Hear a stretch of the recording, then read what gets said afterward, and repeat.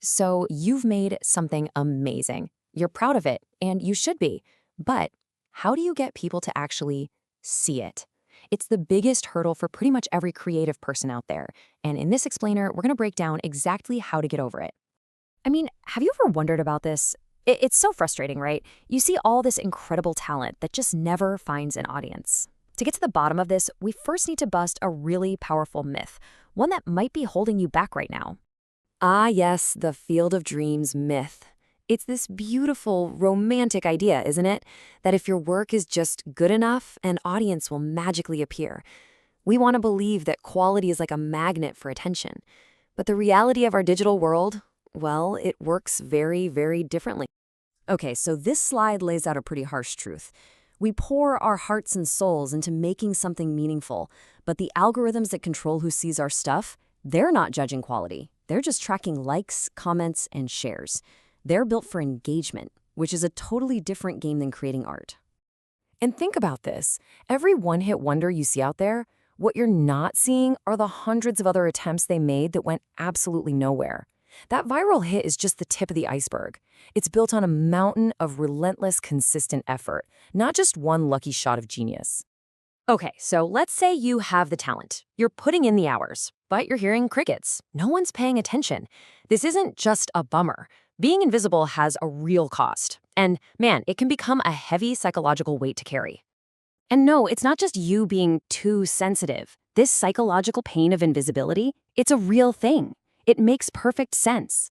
When you pour your soul into your work and all you get back is silence, it's so easy to internalize that as failure. That self-doubt can lead to total creative paralysis, where you're just too discouraged to even start the next thing. And this, right here, is the trap so many of us fall into. We tell ourselves, oh, I'm just waiting for it to be perfect before I share it. But let's be real. Perfection is usually just a fancy word for fear. Fear of judgment, fear of failure, and yes, fear of the exact invisibility we're trying to avoid. The irony is, by hiding your work, you're guaranteeing you'll stay invisible, and you kill all the momentum you need to grow. Okay, so we get it. Visibility is crucial. We have to share our work. So why, for so many of us, does the very idea of self-promotion feel so, well, icky? Let's be honest, it can feel deeply uncomfortable, can't it? It can feel arrogant or needy or like you're betraying the purity of your art. We really need to unpack where all that shame and discomfort comes from. It's because we've all soaked up these cultural messages. You know the ones, that marketing is for sellouts, that a true artist shouldn't have to stoop to promoting themselves.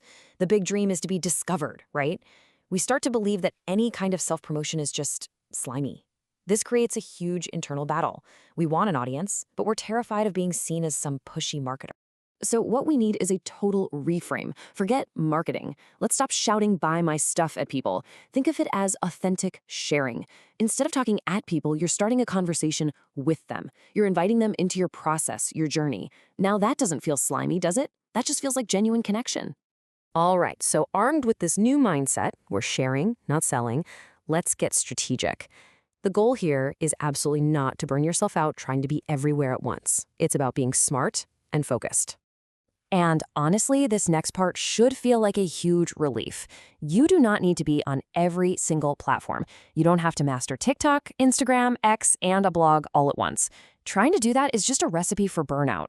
The real secret is to pick one or two places and go deep. So the big question is, how do you choose? It's actually pretty simple. Go where your people already hang out and go where your work is going to look its best. I mean, if you're a painter, a text-heavy platform like X is probably not the right fit. If you're a writer, a super fast-paced video app, maybe not your best bet. It's all about matching your medium to the platform. And here's a little bit of perspective that can really change the game.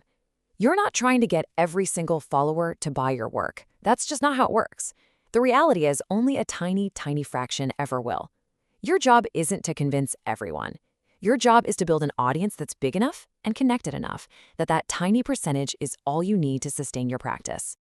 Okay, so this all sounds great in theory, right? But how do we actually do it without it completely taking over our lives and sucking our creative energy? Let's break it down into a super simple, repeatable weekly plan.